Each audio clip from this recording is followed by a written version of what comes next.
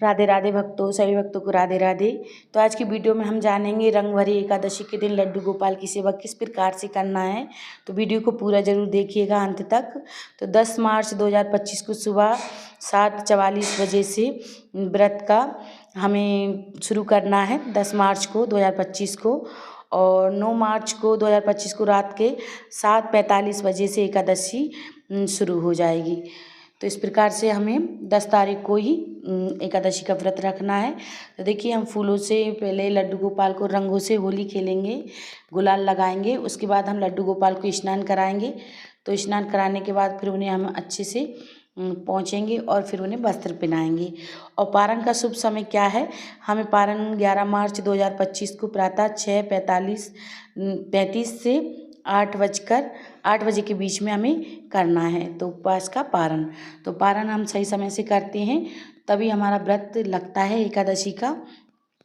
तो आप इस बात का ध्यान जरूर से रखें। और रंग भरी एकादशी का महत्व बहुत खास रहता है। और रंग भरी एकादशी के दिन व्रत किया जाता है। आप इस दिन से व्रत उठा सकते हैं नया एकादशी का। तो बड़ी एकादशी मानी जाती है। भगवान विष्णु और शिव दोनों की कृपा होती है, इसलिए हमें रंग भरी एकादशी से व्रत प्रारंभ कर देना चाहिए।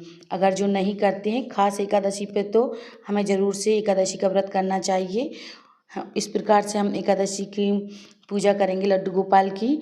इस दिन से पार्वती की भी पूजा की जाती है और लड्डू गोपाल माँ लक्ष्मी जी की, लक्ष्मीपति विष्णु भगवान की पूजा की जाती है। रंग भरी एकादशी पर हमें नए वस्त्र पहनाना चाहिए लड्डू गोपाल को। अगर नए वस्त्र नहीं है तो फिर धुले हुए वस्त्र ज़रूर से पहनाना चाहिए हमें।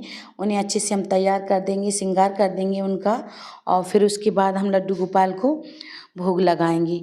तो भोग में हम फलों का भोग लगा सकते हैं और आंवले का भोग ज़रूर से लगाएं आप आज के दिन।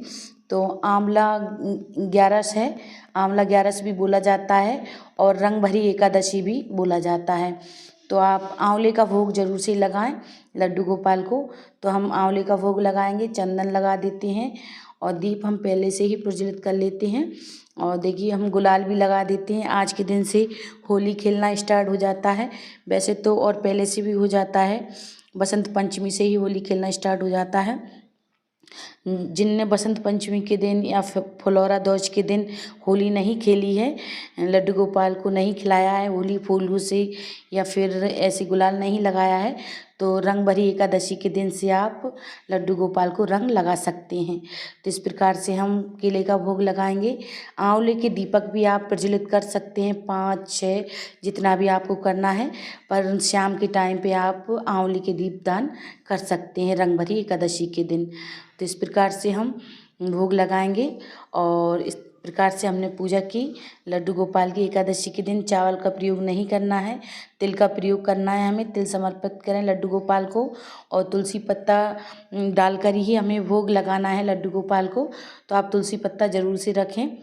तो आप चाहें तो अष्टदल कमल बनाकर आप कलश भी विराजमान कर सकते थे, नहीं तो आप सादा सरल तरीके से इस प्रकार से पूजा कर सकते हैं। जो पुष्प हों आपके पास वो समर्पित करें और फिर कथा पढ़ें और सुनें। किताब में से भी आप कथा सुन सकते हैं और आप चाहें तो मोबाइल द्वारा भी आप कथा सुन सकते हैं। तो इस प्रकार से आप कथा सुन लें और फिर उसके बाद लड्डू गोपाल को आचमन दें। तो आचमन करना है हमें 3 बार। आचमन करने के बाद हाथ जोड़कर क्षमा याचना मांगें। जो भी दक्षिणा हो आपके पास वो दक्षिणा रखें। तो इस प्रकार से पूजा करें। तो हमें लड्डू गोपाल की आरती कर लेते हैं और कथा हम सुनेंगे, मोबाइल द्वारा सुन सकते हैं, पढ़ भी सकते हैं। तो आप अगर कोई पढ़ता है आपके पास तो उनसे भी सुन सकते हैं। तो इस प्रकार से पूजा करें और प्रसाद सभी को बांट दें। फिर हम